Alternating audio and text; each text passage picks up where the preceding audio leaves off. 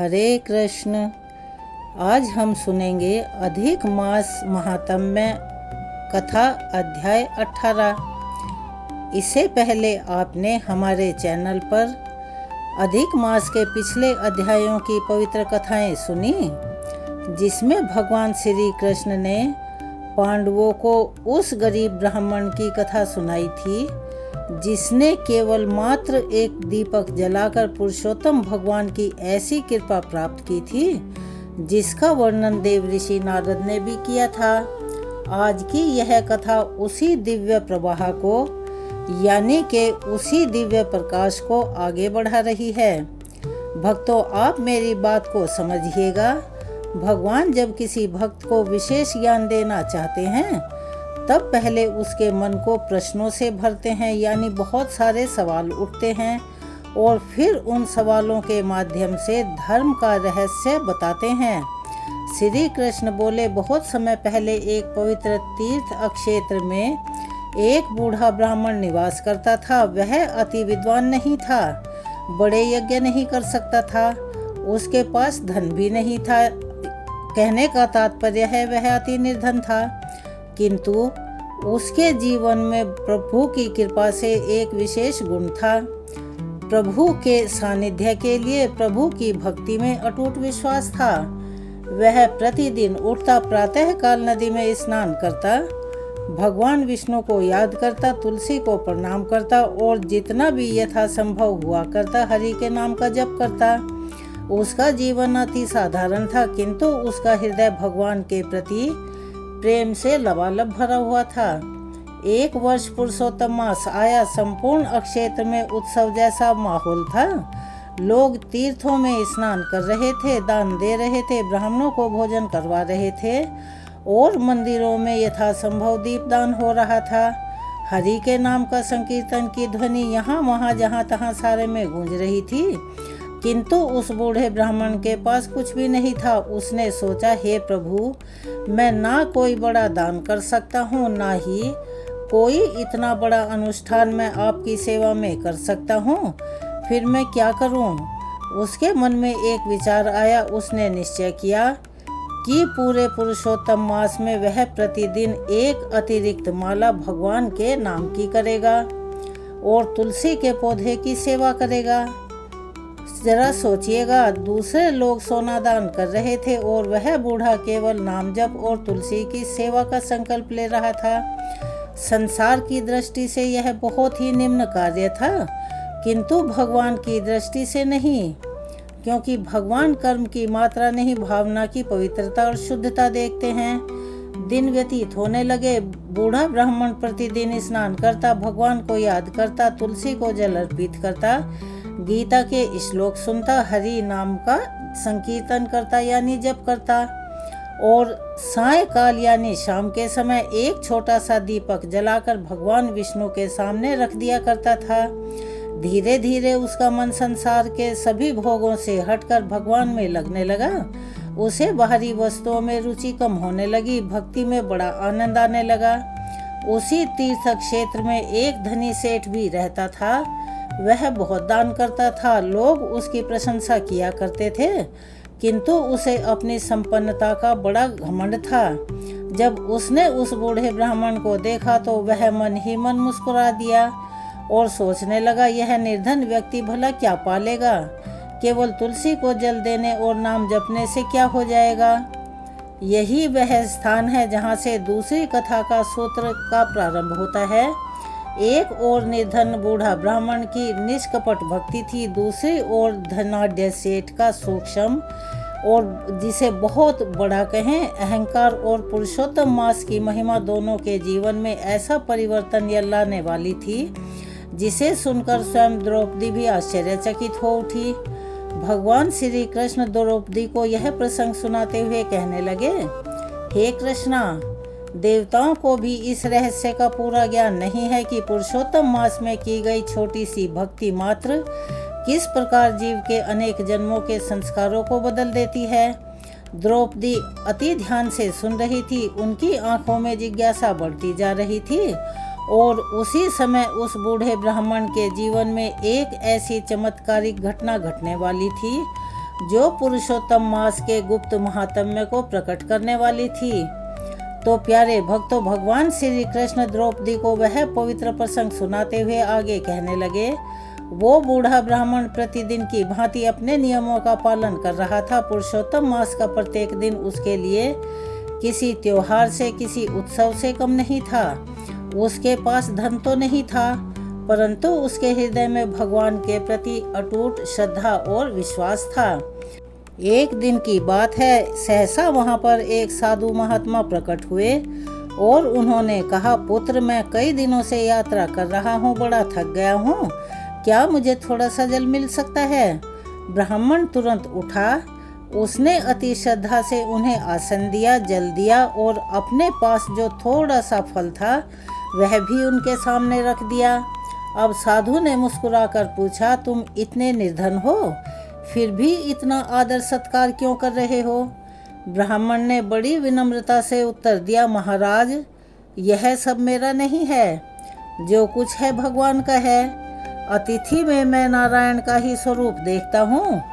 भक्तों, कहने का तात्पर्य है कि यही सनातन धर्म की शिक्षा है।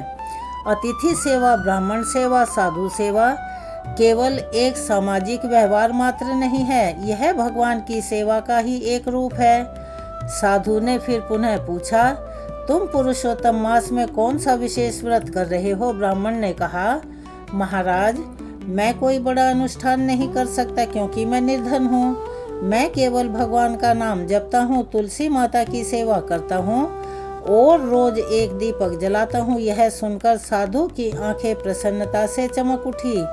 उन्होंने कहा, पुत्र, क्या तुम जानते हो कि पुरुषोत्तम मास में श्रद्धा से किया गया एक नाम जप भी अनेक यज्ञों के बराबर फल देता है? ब्राह्मण ने विनम्रता से सिर झुका लिया। साधु कुछ देर तो मौन रहे, फिर बोले, एक और रहस्य सुनो। यह वही रहस्य है जिसे बहुत कम लोग जानते हैं। पुरुषोत्तम मास में भगवान केवल कर्म को नहीं देखते, वे यह भी देखते हैं कि भक्त अपने हृदय में कितना स्थान उन्हें देता है। तो प्यारे भक्तों, भगवान श्री कृष्ण यह कहते हुए द्रौपदी की ओर देखने लगे। द्रौपदी अत्यंत ध्यान से सुन रही थी। श्री कृष्ण बोले, हे कृष्णा, यही वह गूढ़ रहस्य है जिसे देवता भी पूर्ण तरह से नहीं जानते। देवता कर्म का फल को देखते हैं, परंतु भगवान हृदय का भाव देखते हैं। उसी समय वह साधु ब्राह्मण से बोले, तुम्हारा यह दीपक केवल पृथ्वी पर नहीं जल रहा, इसकी ज्योति सूक्ष्म लोकों तक पहुंच रही है। ब्राह्मण आश्चर्य में पड़ गया। उसने कहा, महाराज, मैं तो एक अति साधारण मनुष्य हूँ, मेरे छोटे से दीपक में ऐसी क्या शक्ति हो सकती है? तब साधु ने विनम्रता से उत्तर दिया, बेटा, जब दीपक भक्ति से जलता है तब उसमें भगवान की कृपा भी समाहित हो जाती है। आप समझ रहे हैं मेरी बात? दीपक केवल तेल और बाती से नहीं जलता, उसमें श्रद्धा का प्रकाश भी होता है। यही कारण है कि पुराणों में दीपदान को अत्यंत पुण्य देने वाला बताया गया है। विशेष रूप से पुरुषोत्तम मास में उस रात्रि को साधु वहीं विश्राम करने लगे। प्रातः काल जब ब्राह्मण जागा तब उसने देखा कि साधु वहाँ नहीं हैं, किंतु जिस स्थान पर वे बैठे थे वहाँ तुलसी के कुछ पवित्र पत्ते और भगवान विष्णु का नाम लिखा हुआ एक छोटा सा ताम्रपत्र रखा था। ब्राह्मण समझ गया कि यह कोई साधारण महात्मा नहीं थे। उसने श्रद्धा भाव से उन तुलसी पत्रों को अपने मस्तक से लगाया। उधर उस दिन धनी सेठ को एक विचित्र सपना आया। उसने देखा कि दो विशाल तराजू रखे हुए हैं, एक और उसके द्वारा किए गए बड़े बड़े दान रखे गए, दूसरी ओर उस बूढ़े ब्राह्मण की तुलसी सेवा, नाम जप और दीपदान रखा गया।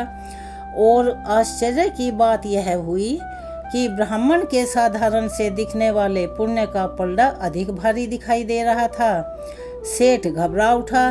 उसने सपने में ही पूछा, यह कैसे संभव हो सकता है? तभी एक दिव्यवाणी सुनाई दी, जिस पुण्य में अहंकार नहीं होता उसका भार तीनों लोकों से अधिक होता है। अचानक सेठ की नींद खुल गई। उसका शरीर कांप रहा था, पसीने से भीगा हुआ था। उसके मन में पहली बार यह विचार आया कि कहीं वह धर्म का बाहरी स्वरूप तो नहीं निभा रहा, परंतु भीतर से खाली तो नहीं है। भक्तों, यही पुरुषोत्तम मास की कृपा है। यह मनुष्य को उसके दोष दिखा देता है। यह आत्मा का दर्पण बन जाता है। यह केवल बाहरी व्रत नहीं, भीतर की शुद्धि का भी समय है। उधर वृद्ध ब्राह्मण अपने नियमों में पहले से भी अधिक दृढ़ हो गया, यानी और भी श्रद्धा विश्वास से करने लगा। अब उसका मन हरि नाम में डूबने लगा था। गीता के श्लोक सुनते समय उसकी आंखों से अपने आप ही आंसू बहने लगते। तुलसी की सेवा करते समय उसे ऐसा एहसास होता मानो स्वयं भगवान उसकी भक्ति स्वीकार कर रहे हों। और तभी पुरुषोत्तम मास की एक और अद्भुत लीला प्रकट होने वाली थी, क्योंकि जिस साधु ने उसे दर्शन दिए थे उनका वास्तविक स्वरूप अब प्रकट होने वाला था। साथ ही साथ धनी सेठ के जीवन में भी ऐसा बदलाव आने वाला था जो इस कथा की दूसरी धारा को उस गुप्त रहस्य से जोड़ देगा जिसे भगवान श्री कृष्ण स्वयं द्रौपदी को सुनाने जा रहे थे। और द्रौपदी उस रहस्य को सुनने के लिए पूर्ण ध्यान से, मनोयोग से भगवान के श्रीमुख की ओर देख रही थी। भगवान श्री कृष्ण द्रौपदी को यह गूढ़ प्रसंग सुनाते हुए आगे कहने लगे। द्रौपदी अत्यंत ध्यानपूर्वक कथा सुन रही थी। उनके मन में यह जिज्ञासा और भी बढ़ती जा रही थी कि वह साधु थे तो थे कौन, और पुरुषोत्तम मास का वह कौन सा ऐसा रहस्य है जिसे देवता भी पूरी तरह से नहीं जानते। उधर वह बूढ़ा ब्राह्मण अपने नियमों का पालन करते हुए पहले से भी अधिक भक्ति में डूब चुका था। जिस दिन उसे तुलसी पत्र और ताम्र पत्र प्राप्त हुआ था, उसी दिन से उसके हृदय में एक अद्भुत शांति का अनुभव होने लगा था। जब वह हरि नाम का जप करता तो उसके नेत्रों से आंसू बहने लगते। जब वह तुलसी की परिक्रमा करता तो उसका मन संसार से हटकर भगवान में स्थिर हो जाया करता। और जब वह दीपक जलाता तो उसे ऐसा लगता मानो उसके भीतर भी एक दिव्य दीपक प्रज्वलित हो उठा हो। जरा सोचिएगा, पुरुषोत्तम मास का वास्तविक प्रभाव यही है। यह केवल बाहरी अनुष्ठानों का समय नहीं है, यह आत्मा के भीतर भगवान के प्रति प्रेम जगाने का समय है। जब मनुष्य का मन भगवान में लगने लगता है तब वही सबसे बड़ा पुण्य होता है। एक दिन रात्रि के समय वह ब्राह्मण भगवान विष्णु के मंदिर में बैठकर भगवान के नाम का जप कर रहा था। मंदिर में बहुत कम लोग थे, चारों ओर शांति फैली हुई थी।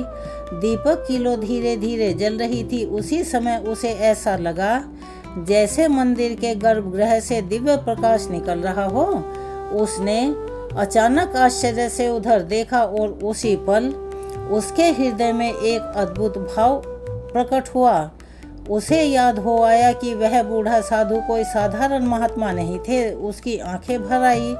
वह भूमि पर दंडवत होकर रोने लगा। उसी समय उसके भीतर से एक प्रेरणा उठी, यानी कि उसकी ऐसी इच्छा हुई, भगवान की भक्ति ही जीवन का वास्तविक धन है।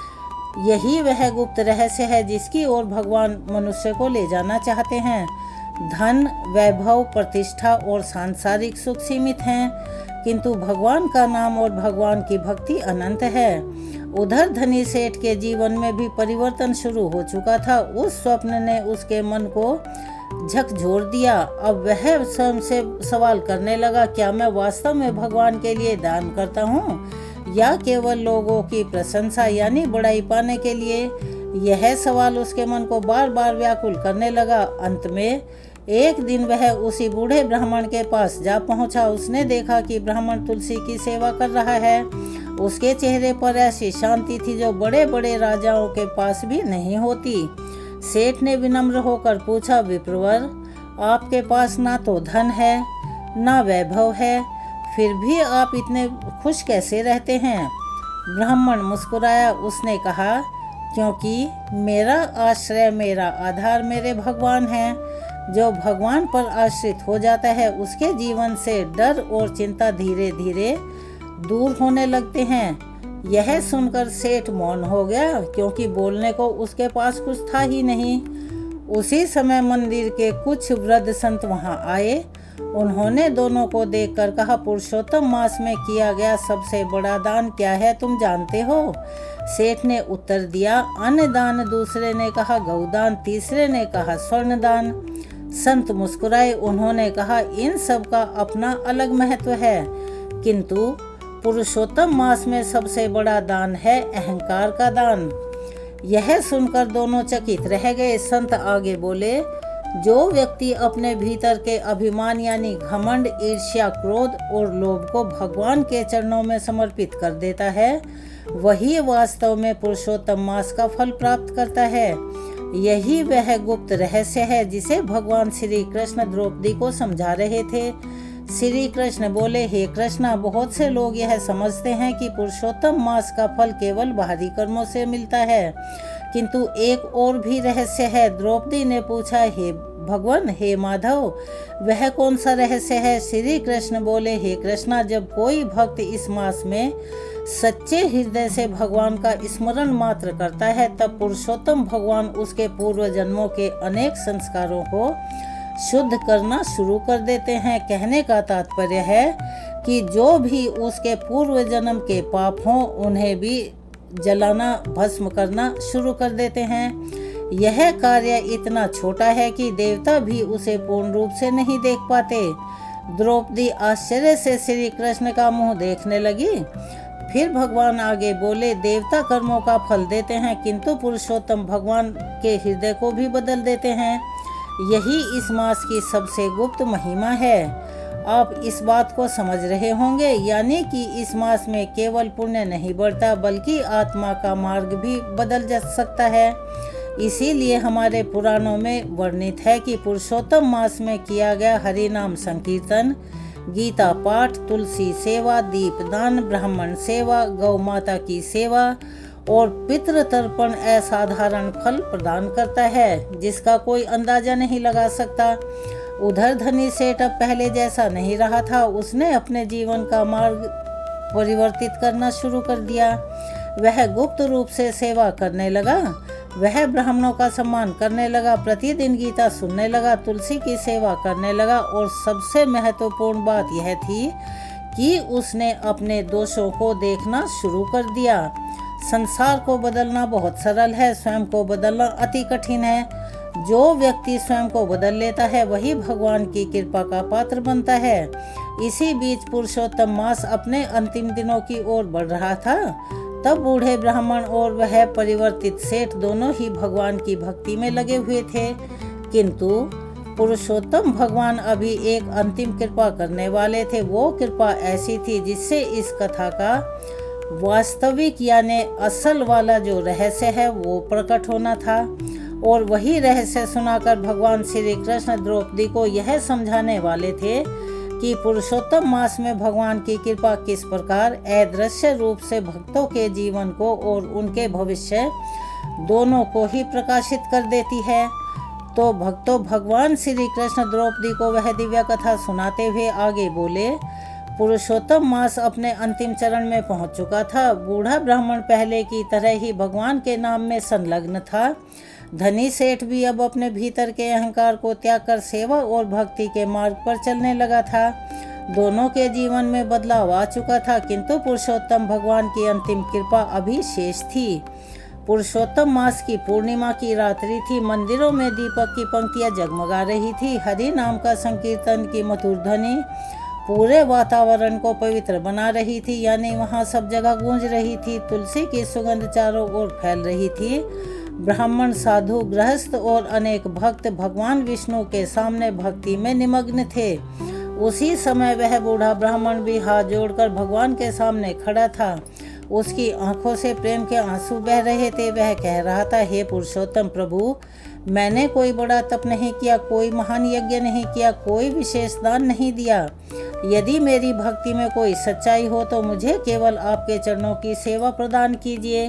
भक्तों, इस बारे में अवश्य ही सोचिएगा। भगवान से संसार मांगना बहुत सरल है, संसार की भौतिक वस्तुएं मांगना भी सरल है, लेकिन भगवान से भगवान को मांगना अति कठिन कार्य है। और जो भगवान को ही मांग लेता है वह वास्तव में सबसे बड़ा धन प्राप्त कर लेता है। उसी क्षण मंदिर के भीतर एक अद्भुत शांति छा गई। सभी भक्तों का मन स्वतः ही भगवान की ओर आकर्षित हो गया। बूढ़े ब्राह्मण के हृदय में एक ऐसी दिव्य अनुभूति हुई जिसे शब्दों में कहना बड़ा कठिन है। उसने ऐसा एहसास हुआ जैसे भगवान स्वयं उसके हृदय में विराजमान हो गए हों। यही वह गुप्त रहस्य था जिसे श्री कृष्ण द्रौपदी को समझा रहे थे। श्री कृष्ण बोले, हे कृष्णा, यही पुरुषोत्तम मास का रहस्य है जिसे देवता भी पूरी तरह से नहीं जानते, वे भी अनजान हैं। द्रौपदी ने आश्चर्य से पूछा, वो रहस्य क्या है? भगवान बोले, इस मास में भगवान केवल भक्त के कर्मों को नहीं देखते, वे उसके हृदय में प्रवेश करके अपने निकट ले जाते हैं। देवता पुण्य का फल दे सकते हैं, किंतु भक्त के हृदय को भगवानमयी बनाना केवल पुरुषोत्तम भगवान के ही कार्य है। यही कारण है कि पुराणों में पुरुषोत्तम मास को सभी मासों का राजा कहा गया है। इस महीने में भगवान भक्त के जीवन की दिशा और दशा दोनों बदल सकते हैं।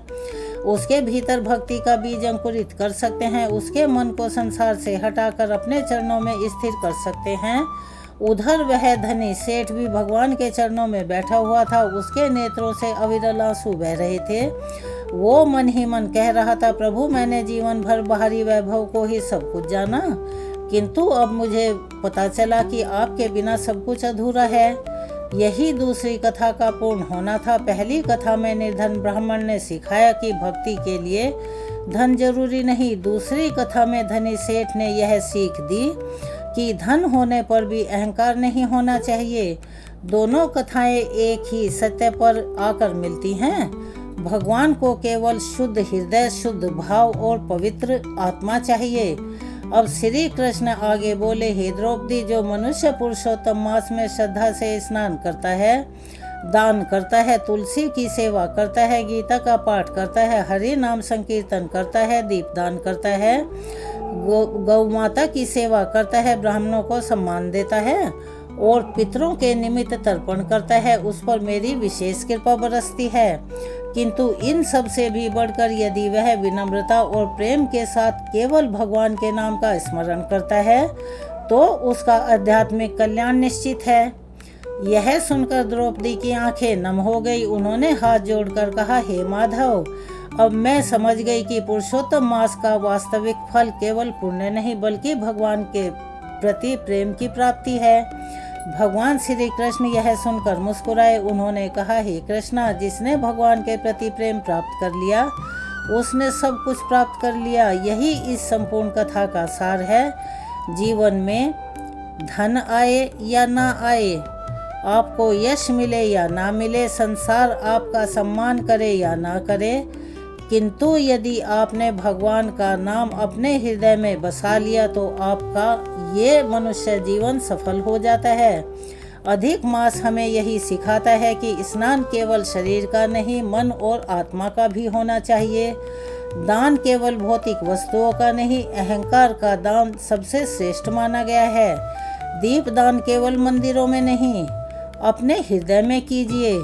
तुलसी सेवा केवल एक पौधे की सेवा नहीं, भगवान के प्रति श्रद्धा का प्रतीक मानी गई है।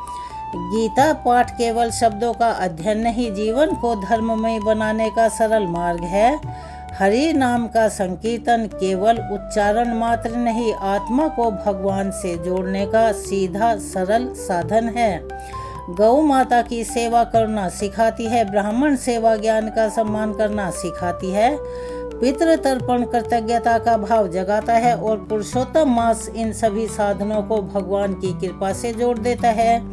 मेरे प्यारे भक्तों, जरा सोचिएगा, जब यह शरीर एक दिन मिट जाएगा तब हमारे साथ धन का कुछ भी नहीं जाएगा, यानी हम एक पैसा भी साथ नहीं ले जा सकते, वैभव भी नहीं ले जा सकते, प्रतिष्ठा भी हमारी यहीं रह जाएगी। अगर अंत समय में साथ जाएगा तो वह केवल भगवान का नाम है, भगवान की भक्ति है और हमारे जो धर्म के प्रति कर्म किए गए हैं वो हैं। इसीलिए इस पवित्र मास को व्यर्थ ना जाने दें। यथाशक्ति भगवान को याद करें, हरि के नाम का जप करें, तुलसी की सेवा करें, दीपदान करें, सत्संग सुने, अपनी क्षमता के अनुसार दान करें, गीता का पाठ करें या सुने, अपने जीवन को भगवान के चरणों में अर्पित कर दें। जो श्रद्धा और विश्वास के साथ इस कथा को सुनता है, सुनाता है या मात्र हुंकारे भरता है या इसको सुनने के बाद मनन करता है, उसके जीवन में भगवान की भक्ति का प्रकाश लगातार बढ़ता जाता है और पुरुषोत्तम भगवान की कृपा उस पर हमेशा बनी रहती है। इसी कथा को हम अगले अध्याय के रूप में आगे बढ़ाते हैं। अधिक मास के पिछले अध्याय की पवित्र कथा आपने सुन ली। उसी पावन कथा के क्रम में आज हम एक आपको अत्यंत दिल को छू लेने वाली, हृदय को स्पर्श करने वाली कथा सुनाएंगे, जिसमें धनुर्धर अर्जुन ने स्वयं भगवान श्री कृष्ण से एक ऐसा सवाल किया जो केवल एक साधारण जिज्ञासा मात्र नहीं थी, बल्कि धर्म, भक्ति और पुरुषोत्तम मास के गूढ़ रहस्य को समझने का एक माध्यम था। प्यारे भक्तों, कुरुक्षेत्र का महायुद्ध समाप्त हो चुका था। धर्म की स्थापना हो चुकी थी। हस्तिनापुर में शांति का साम्राज्य था। एक दिन अर्जुन श्री कृष्ण के साथ यमुना तट पर बैठे हुए थे। शाम का समय था। आकाश में सूर्य अपनी अंतिम किरणें बिखेर रहा था। मंद मंद समीर बह रही थी और वातावरण में एक अद्भुत दिव्यता फैली हुई थी। उसी समय अर्जुन ने भगवान श्री कृष्ण के चरणों में प्रणाम करके कहा, हे पुरुषोत्तम प्रभु, आपने मुझे अनेक धर्म रहस्य बताए हैं, दान, जप, तप, यज्ञ, व्रत और तीर्थों का महात्म्य सुनाया है, किंतु मेरे मन में एक जिज्ञासा बार बार उठ रही है। अधिक मास में अनेक भक्त पूरी रात्रि जागरण करते हैं। वे हरि के नाम का कीर्तन करते हैं, दीपक जलाते हैं, गीता का पाठ करते हैं और पूरी रात भर भगवान को याद करते हैं। हे माधव, इस रात्रि जागरण का रहस्य क्या है? क्या केवल जागते रहना ही इसका फल देता है अथवा इसके पीछे कोई गहरा आध्यात्मिक कारण भी है? भगवान श्री कृष्ण मुस्कुराए। उन्होंने अर्जुन की ओर प्रेम भरी दृष्टि से देखा और बोले, पार्थ, तुमने एक अति उत्तम प्रश्न पूछा है। अधिक मास में किया गया रात्रि जागरण केवल शरीर को जगाए रखना नहीं है, यह तो आत्मा को जगाने का एक सरल मार्ग है। जब संसार मोह की निद्रा में सोया रहता है, तब जो भक्त भगवान के स्मरण में जागता है, उसके भीतर का अज्ञान धीरे धीरे समाप्त होने लगता है। इस सत्य को समझाने के लिए मैं तुम्हें एक अति प्राचीन घटना प्रसंग सुनाता हूँ, जिसका वर्णन पुराणों में आता है। इस कथा को सुनकर तुम्हें पता चलेगा कि अधिक मास में रात्रि जागरण का वास्तविक महत्व क्या है। इतना कहकर भगवान श्री कृष्ण कथा कहने लगे। बहुत समय पहले एक पवित्र नगर में एक ब्राह्मण निवास करता था। वह वेदों का गूढ़ ज्ञाता था, किंतु उसका जीवन अति साधारण था। धन की दृष्टि से कहा जाए तो वह समृद्ध नहीं था, परंतु भगवान विष्णु की भक्ति उसका सबसे बड़ा धन थी। उस ब्राह्मण का नाम था देवदत्त। देवदत्त प्रतिदिन प्रातःकाल स्नान करता, तुलसी को जल देता, भगवान विष्णु की पूजन अर्चन करता, फिर अपने जो दैनिक कार्य थे उनमें लग जाता। समय व्यतीत होता गया। एक बार पुरुषोत्तम मास आया। नगर में अनेकों संत और विद्वान अधिक मास का महात्म्य सुना रहे थे। सभी लोग स्नान, दान, जप और व्रत में लगे हुए थे। देवदत्त भी एक दिन एक संत के पास पहुंचा। संत ने कहा, हे ब्राह्मण, पुरुषोत्तम मास समस्त महीनों में श्रेष्ठ है। इस मास में भगवान स्वयं विशेष रूप से भक्तों पर कृपा करते हैं। जो इस मास में हरि नाम का संकीर्तन करता है, दीपक का दान करता है, गौ की सेवा करता है, ब्राह्मण सेवा करता है और रात्रि में जागरण करता है, उसके अनेक जन्मों के दोष स्वयं ही नष्ट हो जाते हैं। यह सुनकर देवदत्त के मन में भक्ति का उत्साह और भी बढ़ गया और उसने ऐसा संकल्प, ऐसा निश्चय किया कि इस पूरे अधिक मास में वह अपनी सक्षमता के अनुसार भगवान की सेवा शुश्रूषा करेगा। सच्ची भक्ति धन से नहीं होती, भक्ति तो भाव से होती है। देवदत्त के पास धन तो नहीं था, लेकिन उसके पास श्रद्धा की कमी नहीं थी। वह अटूट थी और भगवान को श्रद्धा ही ज्यादा प्रिय है। अधिक मास के प्रारंभ से ही वह प्रतिदिन नदी में स्नान करता, तुलसी दल अर्पित करता, गीता का पाठ करता, संध्या के समय मंदिर में जाकर दीप जलाया करता, रात्रि में वह हरि नाम का जप करता। ऐसे ही कुछ दिन बीत गए। एक दिन नगर में एक बूढ़े साधु आए। उनके मुख पर अति तेज था, आंखों में करुणा थी। लोग उन्हें बड़े सम्मान से सुनते थे। देवदत्त भी उनके पास जा पहुंचा। साधु ने उस दिन पुरुषोत्तम मास में जागरण का महत्व सुनाया। उन्होंने कहा, मनुष्य केवल शरीर से नहीं सोता, वह अज्ञान से भी सोता है। लोभ, मोह, क्रोध और अहंकार की नींद सबसे गहरी होती है। जो भक्त अधिक मास में भगवान का नाम लेकर रात्रि जागरण करता है, वह वास्तव में अपने भीतर सोई हुई चेतना को जगाता है।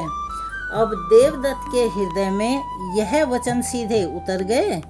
उसने उसी दिन संकल्प लिया कि पुरुषोत्तम मास की एकादशी की रात्रि वह पूर्ण रूप से जागरण करेगा। दिन बीतते गए, एकादशी का दिन आया। प्रातः काल उसने पवित्र स्नान किया, भगवान विष्णु की पूजा की, तुलसी की सेवा की, ब्राह्मणों की यथाशक्ति अन्नदान किया, गौ माता को हरा चारा खिलाया। शाम के समय मंदिर में अनेक भक्त इकट्ठा हुए। दीपों की पंक्तियां जगमग जगमग हो रही थी। हरि के नाम का संकीर्तन गूंज रहा था। वातावरण अत्यंत पवित्र था। देवदत्त भी उसी भक्ति में डूब गया। रात्रि का प्रथम प्रहर बीत गया, दूसरा प्रहर भी बीतने लगा। सभी भक्तजन भगवान की कथाएं सुन रहे थे, गीता का पाठ कर रहे थे, विष्णु सहस्त्र नाम का जप कर रहे थे। तभी मंदिर के एक कोने में बैठा एक व्यक्ति सब कुछ देख रहा था। उसका नाम था सौमिल। वह नगर का एक व्यापारी था, धनवान था, परंतु धर्म से उसका कोई विशेष संबंध नहीं था, यानी लेना देना ही नहीं था। वह केवल उत्सुकता बस वहां पर आ गया था। उसके मन में श्रद्धा नहीं थी, केवल जिज्ञासा थी। लेकिन भक्तों, भगवान की लीला अद्भुत होती है। कभी कभी मनुष्य किसी और कारण से भगवान के द्वार पर आता है और लौटते समय उसका जीवन ही बदल जाता है। अब उस सेठ का भी उस रात्रि मंदिर में वह वहां बैठा रहा। वह देखता रहा कि किस प्रकार साधारण लोग भी भगवान के नाम में आनंद ले रहे हैं। उनके चेहरों पर शांति थी, उनकी आंखों में भक्ति थी और उनके भीतर कहीं एक प्रश्न जन्म लेने लगा। यह कैसी प्रसन्नता है जो धन से नहीं खरीदी जा सकती? यानी कि उसके हृदय में बदलाव का बीज अंकुरित होने लगा। उधर देवदत्त पूरी श्रद्धा से जागरण कर रहा था। उसके मुख पर थकन नहीं थी, क्योंकि उसका मन भगवान में लगा हुआ था। मेरे प्यारे भक्तों, अब इस बात को जरा गहराई से सोचिएगा। जब मन संसार में लगा हो तो थोड़ी देर बैठना भी कठिन लगता है, लेकिन जब मन भगवान में लग जाए तो पूरी रात्रि भी छोटी लगने लगती है। रात्रि और गहरी होने लगी। मंदिर में हरि नाम की ध्वनि गूंज रही थी। उसी पावन वातावरण में एक ऐसी घटना घटने वाली थी जो न केवल देवदत्त के जीवन को बदलने वाली थी, बल्कि उस धनी व्यक्ति के हृदय में भी भक्ति की ज्योति को जगाने वाली थी। भगवान श्री कृष्ण अर्जुन से कहने लगे, पार्थ, यह वही स्थान है जहाँ से जागरण का वास्तविक रहस्य प्रकट होगा। क्योंकि उस रात्रि में केवल देवदत्त ही नहीं जाग रहा था, बल्कि एक और आत्मा अज्ञान की निद्रा से जागने वाली थी। कथा का यह प्रसंग अत्यंत गूढ़ है, क्योंकि पुरुषोत्तम मास का जागरण केवल आंखों का जागरण मात्र नहीं है, बल्कि आत्मा का जागरण है। और उस एकादशी की पावन रात्रि में भगवान स्वयं अपने दो भक्तों के जीवन में अद्भुत बदलाव करने वाले थे। भगवान श्री कृष्ण अर्जुन से कहने लगे, पार्थ, उस पावन एकादशी की रात्रि में मंदिर के भीतर जो कुछ घटित हुआ, वही अधिक मास के जागरण का वास्तविक रहस्य प्रकट करने वाला है। मनुष्य सोचता है कि जागरण केवल रात भर ना सोने का नाम है, परंतु असल में जागरण का अर्थ है कि भीतर सोई हुई भक्ति को जगाना, अपने हृदय में छिपे हुए भगवान के स्मरण को जगाना।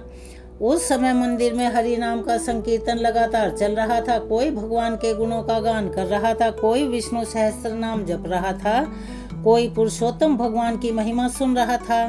देवदत्त पूरी तन्मयता से भगवान के चरणों में ध्यान लगा रखा था।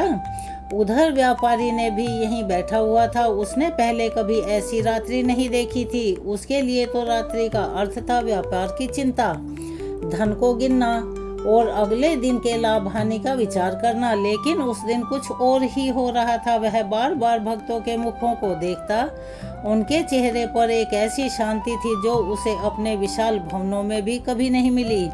वह मन ही मन सोचने लगा, मेरे पास इतना धन है, वैभव है, सेवक है, सम्मान है, फिर भी मेरे मन में संतोष नाम की चीज नहीं है, और यह लोग इतने साधारण होकर भी इतने खुश दिख रहे हैं। यही वह पल होता है जब भगवान किसी मनुष्य के हृदय का द्वार धीरे से खोलते हैं। संसार का सबसे बड़ा बदलाव बाहर से नहीं भीतर से शुरू होता है। अब रात्रि का तृतीय पहर प्रारंभ हो चुका था। एक वृद्ध संत कथा सुना रहे थे। उन्होंने कहा, मनुष्य इस संसार में आकर अनेक प्रकार के संग्रह करता है। कोई धन इकट्ठा करता है, कोई भूमि, कोई प्रतिष्ठा, कोई मृत्यु के समय इनमें से कुछ भी साथ नहीं जाता। अगर साथ जाता है तो केवल भगवान का नाम, की गई सेवा और भक्ति। यह सुनते ही उस व्यापारी का हृदय कांप उठा। उसे अपने जीवन की अनेकों घटनाएं स्मरण हो आई। उसे याद आया कि धन कमाने की लालसा में उसने कितने लोगों का मन दुखाया, कितनों को कठोर कड़वे वचन कहे, कितनी बार किसी भूखे को भोजन देने से मना कर दिया, कितनी बार किसी याचक को यानी साधु को मांगने वाले को खाली हाथ लौटा दिया। और आज वही व्यक्ति भगवान की कथा सुन रहा था। भक्तों, आप इस बात को समझिएगा। पुरुषोत्तम मास का प्रभाव यही है। यह केवल कर्मों का नहीं, विचारों का भी शुद्धिकरण करता है। उसी समय मंदिर में बैठे एक वैष्णव ने श्रीमद् भागवत गीता का पाठ शुरू किया। जब उन्होंने भगवान के उन उपदेशों का वर्णन किया जिनमें निष्काम कर्म और भक्ति का महत्व बताया गया है, तब व्यापारी की आंखों से अनायास ही आंसू बहने लगे। उसने जीवन में पहली बार यह एहसास किया कि उसके भीतर कोई कठोर आवरण टूट रहा है, और वो आवरण उसके अहंकार का था, उसकी निर्दयता का था। इधर देवदत्त भगवान के ध्यान में लीन था। रात्रि का चौथा प्रहर आ चुका, किंतु आश्चर्य की बात यह रही कि किसी को भी नींद नहीं आ रही थी। क्यों? क्योंकि जहाँ भगवान का नाम होता है वहाँ मन को ऐसी तृप्ति मिलती है, ऐसी शांति मिलती है कि शरीर की थकन का दूर दूर तक भी नाम नहीं होता। मनुष्य पूरी रात किसी उत्सव में जाग सकता है, पूरी रात धन की चिंता में जाग सकता है, सांसारिक बातों को सोचने में जाग सकता है। तो यदि वही मनुष्य भगवान के लिए एक रात्रि जाग जाए तो उसमें क्या कठिनाई है? यानी कि जागरण का असल अर्थ भगवान को समय देना है। इसी बीच मंदिर में दीपदान का समय आया। सभी भक्त अपने अपने दीप लेकर भगवान के सामने उपस्थित हुए। देवदत्त के पास अधिक साधन नहीं थे। उसने मिट्टी का एक छोटा सा दीपक जलाया। उस दीपक में थोड़ा सा घी था, लेकिन उसका भाव अमूल्य था। भगवान वस्तु का मूल्य नहीं देखते कि दीपक कितना भरा है या कितना बड़ा है, किस धातु का बना हुआ है। भगवान तो केवल भाव का मूल्य देखते हैं। उधर व्यापारी ने भी पहली बार जीवन में भगवान के सामने दीप अर्पित किया। जब उसने दीप जलाया तो उसे ऐसा लगा जैसे उसके भीतर वर्षों से फैला हुआ अंधकार धीरे धीरे छंट रहा हो। तभी बूढ़े संत ने कहा, जैसे यह दीपक अंधकार को दूर करता है, वैसे ही भगवान का नाम जीवन के अज्ञान को भी दूर करता है। अधिक मास में किया गया दीपदान केवल बाहरी प्रकाश नहीं देता, वह अंतःकरण यानी आत्मा को भी प्रकाशमान करता है। सभी भक्त हरि के नाम के संकीर्तन में डूबे हुए थे। श्री हरि पुरुषोत्तम प्रभु की जय। पूरा मंदिर इसी ध्वनि से गुंजायमान था। वातावरण इतना पवित्र हो गया था कि अनेक लोगों की आंखों से अपने आप ही आंसू बहने लगे। इसी समय एक और घटना घटी। मंदिर के बाहर एक बूढ़ा भिक्षुक बैठा हुआ था। वो कई दिनों से अस्वस्थ था यानी बीमार था। उसके पास खाने को भोजन नहीं था। वह मंदिर तक तो आ गया, किंतु भीतर आने की शक्ति उसमें नहीं थी। जब देवदत्त की नजर उस पर पड़ी तो वह तुरंत बाहर गया। उसने अपने लिए रखा हुआ फल और प्रसाद उस बूढ़े को अर्पित कर दिया। उसके चरणों में जल रखा, प्रेम से उसकी सेवा की। यही तो सच्ची भक्ति है। केवल मंदिर में बैठना ही भक्ति नहीं है, भगवान की सृष्टि में बसे हुए जीवों की सेवा करना भी भक्ति ही है।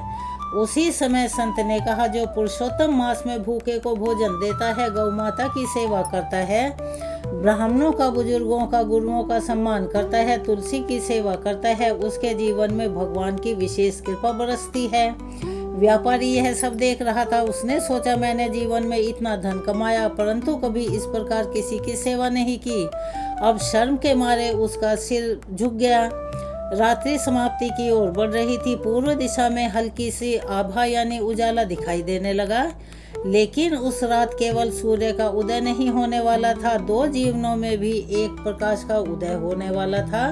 देवदत्त के भीतर भक्ति और गहराई तक जा रही थी और उस व्यापारी के भीतर पश्चाताप और बदलाव का जन्म हो चुका था। अब प्रातः काल ब्रह्म मुहूर्त में सभी भक्तों ने भगवान के समक्ष प्रार्थना की, तुलसी माँ की परिक्रमा की, हरि नाम का जप किया, नदी में स्नान करने के लिए जाने लगे। देवदत्त और व्यापारी भी साथ साथ चल रहे थे। रास्ते में पहली बार व्यापारी ने देवदत्त से कहा कि हे ब्राह्मण, मैंने आज तक ऐसा आनंद कभी नहीं पाया। मुझे बताइए, क्या भगवान वास्तव में इतने दयालु हैं कि मेरे जैसे पापी को भी स्वीकार कर लेंगे? देवदत्त मुस्कुराया। उसने कहा, भगवान का नाम ही पतितों को पवित्र करने वाला है, यानी पापियों के पापों का शमन करके उनको शुद्ध करने वाला है। यदि भगवान केवल पुण्य आत्माओं को ही स्वीकार करते तो फिर दया का अर्थ क्या होता? भगवान तो उन लोगों को भी अपना लेते हैं जो सच्चे मन से उनकी ओर एक कदम बढ़ाते हैं। यह सुनकर व्यापारी की आंखें भर आई। आप इस बात को समझिएगा, यह केवल दो व्यक्तियों का संवाद यानी बातचीत नहीं थी, यह भगवान की कृपा की शुरुआत थी। पुरुषोत्तम मास का जागरण अब अपना वास्तविक फल दिखाने लगा था, क्योंकि एक व्यक्ति भगवान के नाम में जागा था और दूसरे की आत्मा अज्ञान की नींद से जागृत हो गई थी। तभी भगवान श्री कृष्ण अर्जुन से बोले, पार्थ, जिस रात्रि देवदत्त ने श्रद्धा से जागरण किया, जिस रात्रि व्यापारी के भीतर भक्ति का अंकुर फूटा, उसी दिन से उनके जीवन की दिशा और दशा बदलने लगी। यही पुरुषोत्तम मास की महिमा है। भगवान की कृपा जब बरसती है तो केवल एक व्यक्ति तक सीमित नहीं रहती, वह अनेक हृदयों को छूते हुए आगे निकलती है। अब भक्त प्रातःकाल नदी में स्नान करने के बाद देवदत्त अपने घर लौट आया। उसने प्रतिदिन की तरह भगवान विष्णु का पूजन अर्चन किया, तुलसी को जल अर्पित किया, गीता का पाठ करने बैठ गया। उधर व्यापारी अपने विशाल भवन में लौट तो आया, लेकिन उसका मन अब पहले जैसा नहीं था। जिस व्यक्ति की सुबह धन की गणना से होती थी, यानी कि पैसे गिनने से होती थी, वह उस दिन बार बार मंदिर की ओर देखने लगा। जिस व्यक्ति को व्यापार की चिंता रहा करती थी, वह भगवान के नाम का चिंतन करने लगा। उसके भीतर एक अद्भुत बदलाव चल रहा था। उस रात के जागरण ने उसकी आंखों से संसार का वह पर्दा हटा दिया था, जिसके पीछे वह वर्षों से बंधा हुआ था। आप इस बात को समझ रहे हैं ना? जब तक मनुष्य को अपने दोष दिखाई नहीं देते, तब तक उसका सुधार नहीं होता। लेकिन जिस दिन उसे अपनी भूलों का, अपने पापों का बोध ज्ञान हो जाता है, उसी दिन उसके कल्याण का मार्ग खुल जाता है। कुछ दिनों बाद व्यापारी फिर मंदिर पहुंचा। उसने उसी वृद्ध संत के चरणों में प्रणाम किया। आंखों में विनम्रता थी, वाणी भी नम्र थी। उसने कहा, गुरुदेव, मैंने अपना पूरा जीवन धन कमाने में लगा दिया, लेकिन अब मुझे एहसास हो रहा है कि मैंने बहुत कुछ खो दिया। कृपा करके मेरा मार्गदर्शन कीजिए कि मैं अपने जीवन को कैसे सुधारूं। तब संत ने प्रेम से कहा, उसके सिर पर हाथ फेरा, पुत्र, भगवान के द्वार पर आने वाला कभी देर से नहीं आता। यदि हृदय में सच्चा पश्चाताप है तो भगवान सब स्वीकार कर लेते हैं। तुम अधिक मास के शेष दिनों में स्नान दान, जप, दीपदान, गाय की सेवा और हरि नाम संकीर्तन करो। सबसे बड़ी बात, अपने अहंकार का त्याग करो। व्यापारी ने उसी संकल्प ले लिया। उस दिन से उसका जीवन बदल गया। वह प्रतिदिन प्रातःकाल नदी में स्नान करने जाने लगा। पहले जो सेवकों को आदेश देता था, अब स्वयं तुलसी के पौधे को जल देता। पहले जो दान देने में शर्माया करता था, अब निर्धनों की सहायता करने लगा। यही पुरुषोत्तम मास का चमत्कार है। यह कोई बाहरी चमत्कार नहीं, यह हृदय परिवर्तन का चमत्कार है, और संसार में इससे बड़ा चमत्कार कोई नहीं। इधर देवदत्त अपने भक्ति मार्ग पर स्थिर था। वह प्रतिदिन मंदिर में जाकर हरि का नाम का कीर्तन करता, भगवान की कथा सुनता, गीता का पाठ किया करता। एक दिन मंदिर में कथा चल रही थी। वृद्ध संत पुरुषोत्तम मास का महात्म्य सुना रहे थे। उन्होंने कहा, इस मास में जो भी व्यक्ति श्रद्धा भाव से दीपदान करता है, उसे अज्ञान के अंधकार से मुक्ति मिल जाती है। जो तुलसी की सेवा करता है, उसके घर में भगवान की कृपा हमेशा बनी रहती है। कहने का तात्पर्य है, कि वहाँ भगवान विष्णु और माता लक्ष्मी का स्थायी निवास होता है। जो गौ माता की सेवा करता है उसके अनेक यज्ञों का फल प्राप्त होता है। जो ब्राह्मणों का सम्मान करता है उसके जीवन में ज्ञान का प्रकाश बढ़ता है। यह सुनकर व्यापारी ने ऐसा निश्चय किया कि वह अपनी संपत्ति का एक भाग धर्म के कामों में लगाएगा। उसने नगर में आने वाले साधु संतों के लिए भोजन की व्यवस्था प्रारंभ कर दी। गरीबों के लिए अन्न वितरण यानी बांटना शुरू कर दिया। गौशाला में सेवा करने लगा। भक्तों, जरा सोचिए, यह धन वही है जो धर्म के कार्य में लगे, अन्यथा तो वह केवल संग्रह बनकर रह जाता है। जिस धन से किसी भूखे का पेट भरे, किसी पीड़ित की सहायता हो, किसी संत की सेवा हो, वही धन वास्तव में पवित्र बनता है। धीरे धीरे पूरे नगर में व्यापारी के परिवर्तन यानी बदलाव की चर्चा होने लगी। लोग आश्चर्य करते, कहते, क्या यह वही व्यापारी है जो पहले इतना कठोर और निर्दयी था? लेकिन मेरे प्यारे भक्तों, जहाँ भगवान की कृपा होती है वहाँ असंभव भी संभव हो जाता है। अब समय बीतता गया। पुरुषोत्तम मास समाप्ति की ओर बढ़ने लगा। अब केवल कुछ ही दिन शेष थे। नगर के सभी भक्त अधिक उत्साह से भगवान की आराधना करने लगे। मंदिर में प्रतिदिन कथा कीर्तन और भजन होने लगे।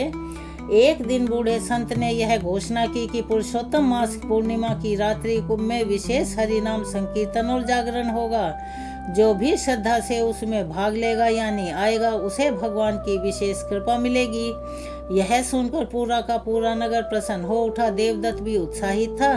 व्यापारी भी उस पावन रात्रि की प्रतीक्षा करने लगा और आखिर वह दिन आ ही गया। पूर्णिमा का चंद्रमा आकाश में अपनी शीतल ज्योति बिखेर रहा था। मंदिर में दीपों से सुसज्जित था, यानी यहाँ वहाँ जहाँ तहाँ दीपक जगमगा रहे थे। तुलसी की सुगंध वातावरण को और भी मनमोहक बना रही थी। भक्तजन भगवान के दर्शन के लिए उमड़ पड़े थे।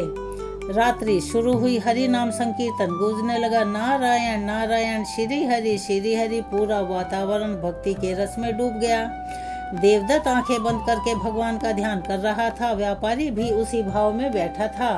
अब उसके मन में व्यापार की नहीं, केवल भगवान की चिंता थी। अब रात्रि आगे बढ़ती गई। कथा चलती रही, भजन होते रहे, दीप जलते रहे और उसी समय बूढ़े संत ने एक अत्यंत मार्मिक प्रसंग सुनाया यानी कथा सुनाई।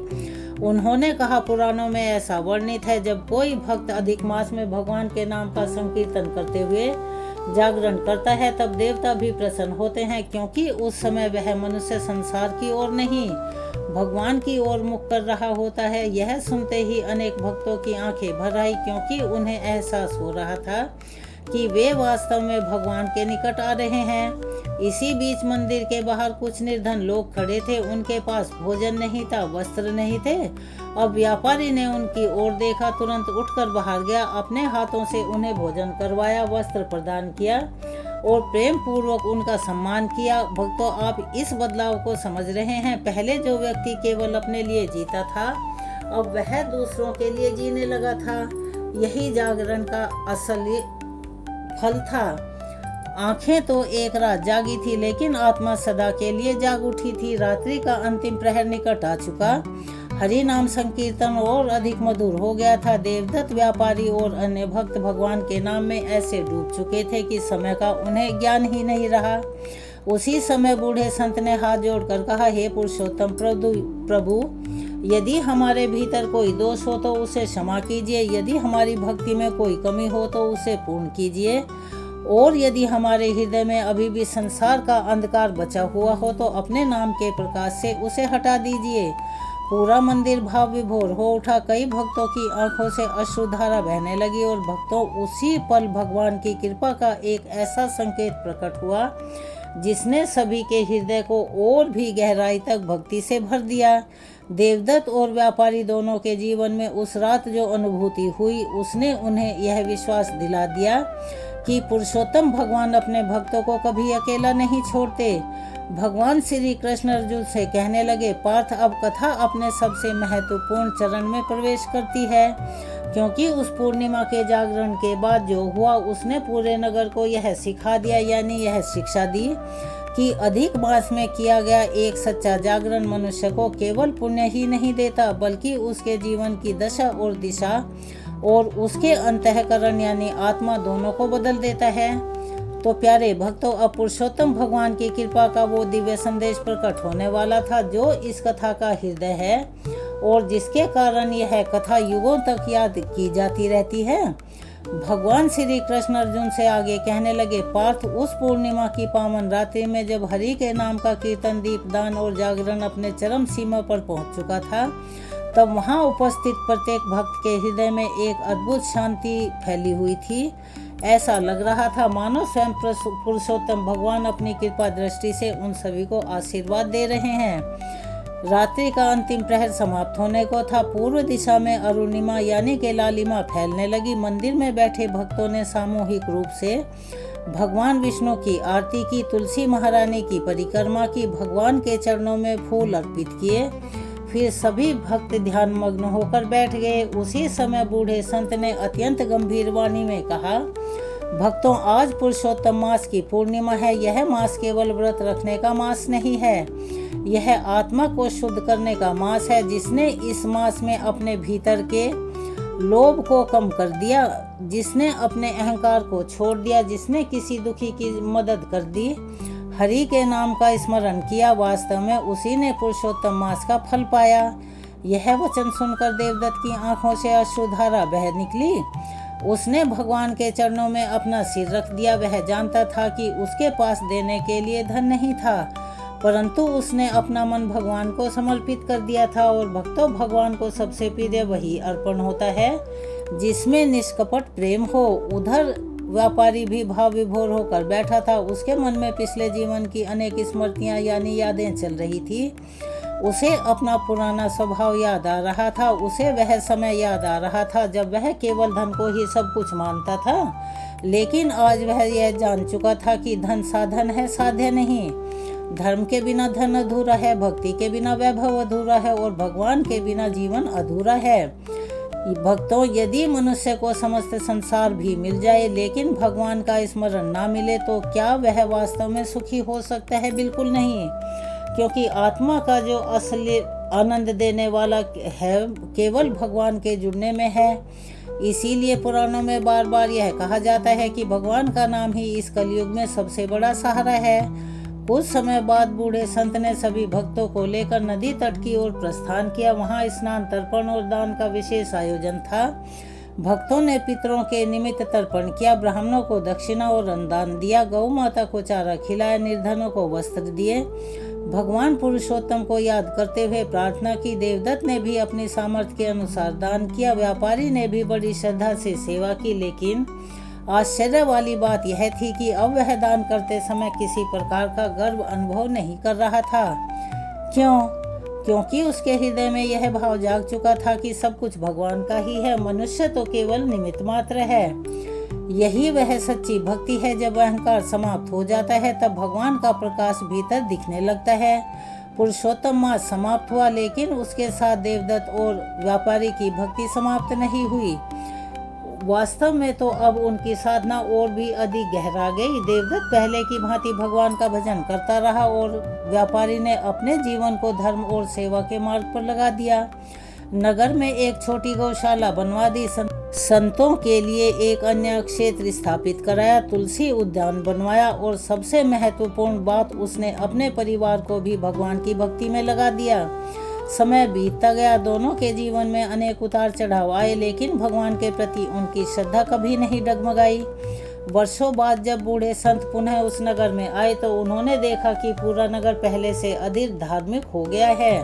हरि नाम संकीर्तन होने लगा है, लोग दान और सेवा करने लगे हैं, गौ माता का सम्मान बढ़ गया है, तुलसी की पूजा होने लगी है, बच्चे भी भगवान की कथा सुनने लगे हैं। यह देखकर संत की आंखों में प्रसन्नता के आंसू छलक आए।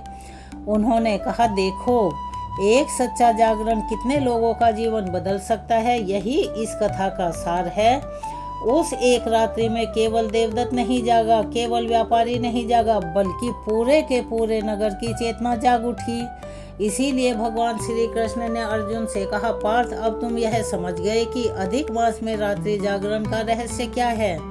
अर्जुन ने विनम्रता से हाथ जोड़े और बड़ी ही विनम्र स्वर में कहा, हे केशव, अब मैं जान गया हूँ कि जागरण केवल रात भर जागने का नाम नहीं है। असल में जागरण तो अपने भीतर भगवान के प्रति प्रेम जगाने का नाम है।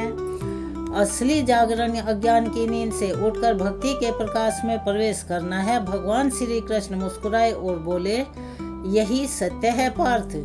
जो मनुष्य अधिक मास में श्रद्धा से हरि नाम का संकीर्तन करता है, गीता का पाठ करता है, तुलसी की सेवा करता है, दीपदान करता है, गौ माता की सेवा करता है, ब्राह्मणों और जरूरतमंदों का सम्मान करता है, पितरों को स्मरण करता है और सबसे बढ़कर अपने हृदय में पुरुषोत्तम भगवान के लिए प्रेम जगाता है, उसके जीवन में दिव्य परिवर्तन अवश्य है। भक्तों, इस कथा से हमें अनेक शिक्षाएं प्राप्त होती हैं।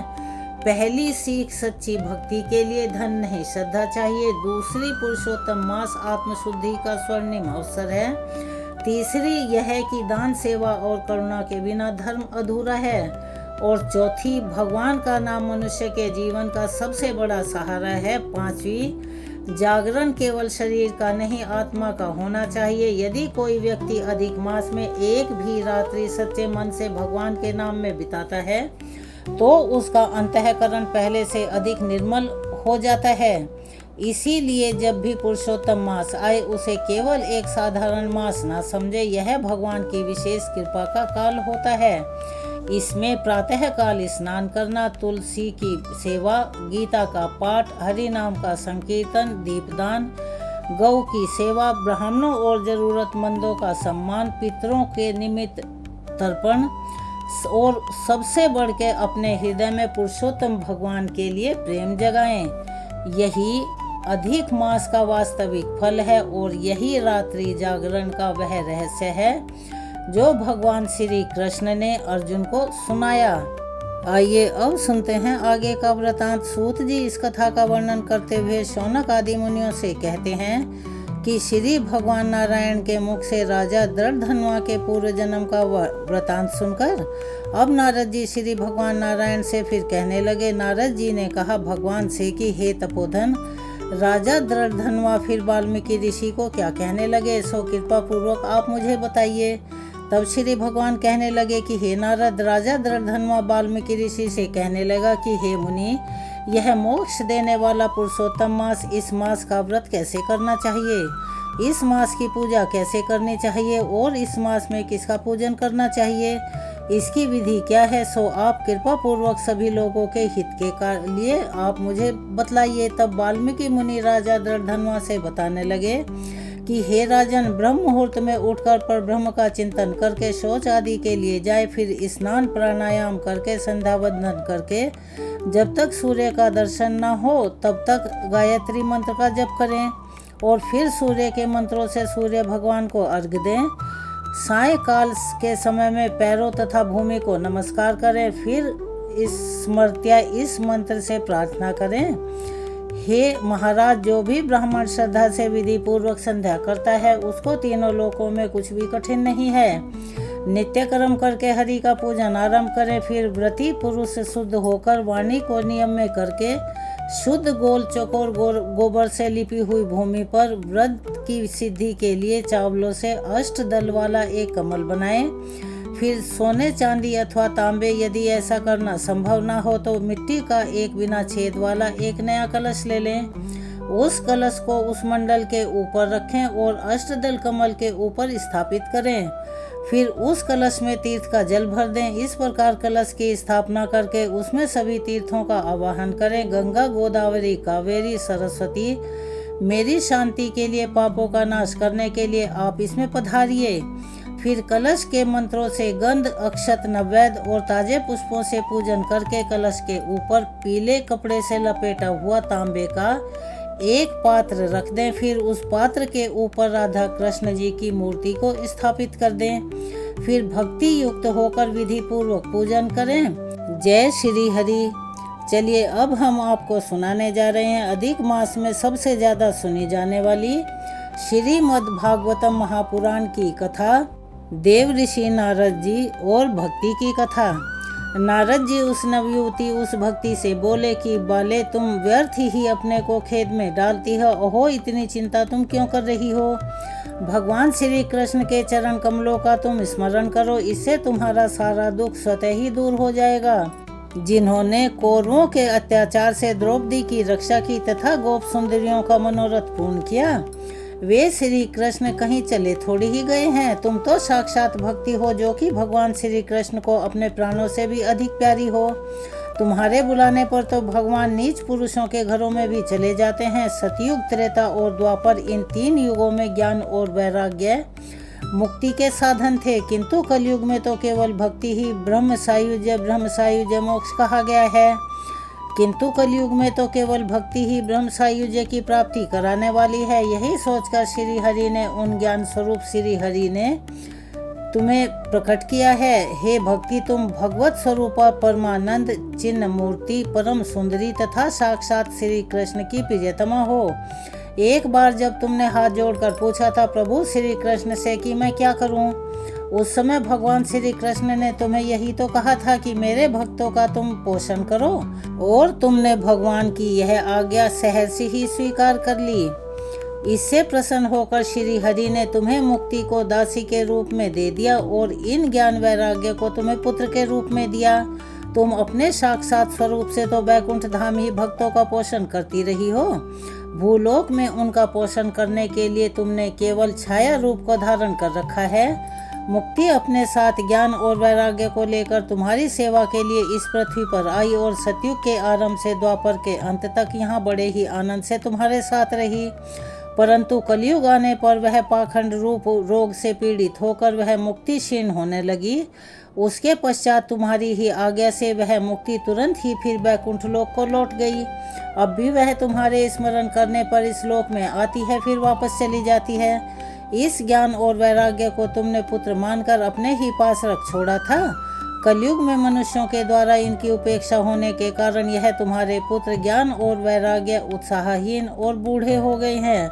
फिर भी तुम चिंता मत करो, मैं इनके उद्धार का उपाय को सोचता हूँ। हे सुमुखी, कलयुग के समान कोई युग नहीं है। इस युग में मैं तुम्हें घर घर में और मनुष्य के भीतर स्थापित कर दूंगा। अन्य जितने भी धर्म हैं उन सबको दबाकर और बड़े बड़े उत्सव रचाकर, यदि संसार में मैं तुम्हारा प्रचार ना कर दूं तो मैं श्री हरि का दास नहीं हूँ।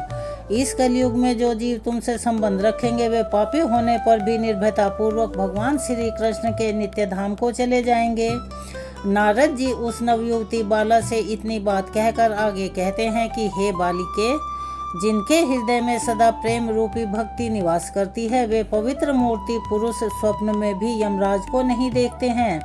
जिनके हृदय में भक्ति भाव भरा हुआ है उन्हें प्रेत, पिशाच, राक्षस अथवा असुर भी नहीं छू सकते। भगवान तपस्या, वेदा अध्ययन, ज्ञान और कर्म आदि किसी भी साधन के वश में नहीं किए जा सकते। वे प्रभु तो केवल भक्ति से ही वशीभूत होते हैं। इस विषय में गोपियां भी प्रमाण हैं। सहस्त्रों जन्मों का पुण्य उदय होने पर मनुष्य का भक्ति में अनुराग होता है। कलयुग में भक्ति ही सार है। भक्ति से ही भगवान श्री कृष्ण को सामने प्रकट किया जा सकता है और प्रत्यक्ष दर्शन देते हैं।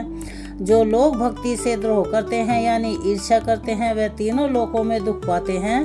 पूर्व काल में भगत का तिरस्कार करने वाले दुर्वासा ऋषि को कितना क्लेश भोगना पड़ा था, यह सब जानते हैं।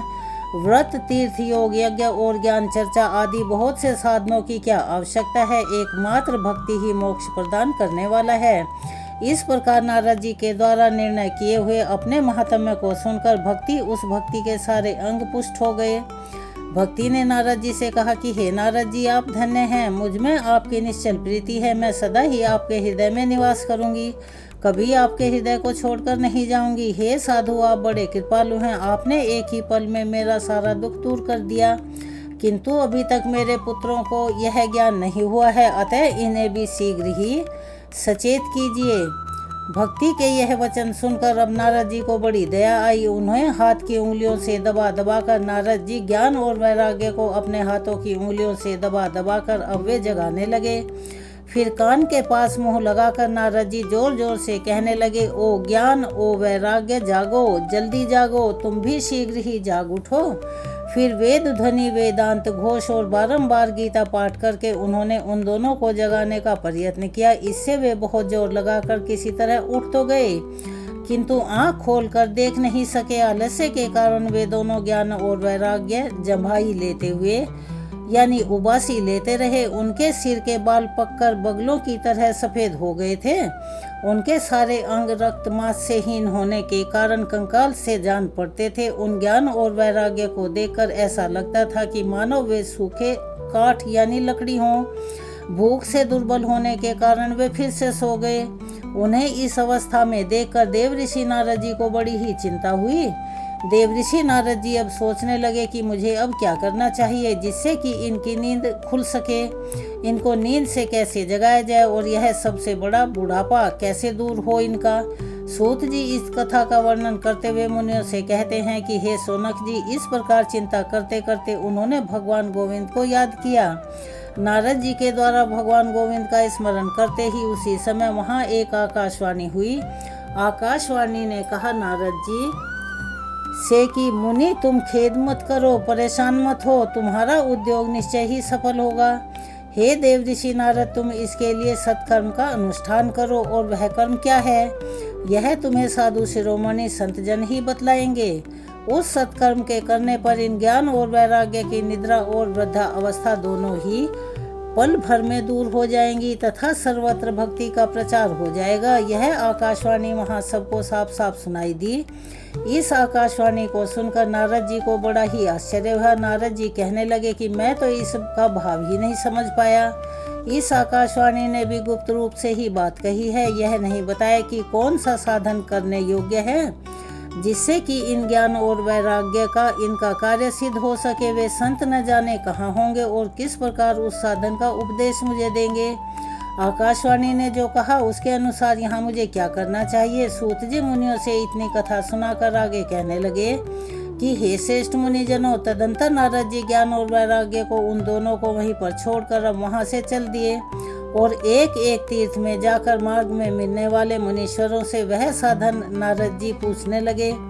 उनका सब वृतांत सभी लोगों ने सुना। सभी लोग नारद जी की बात सुनकर तो लेते किंतु कोई भी कुछ निश्चय करके उनको जवाब नहीं देता।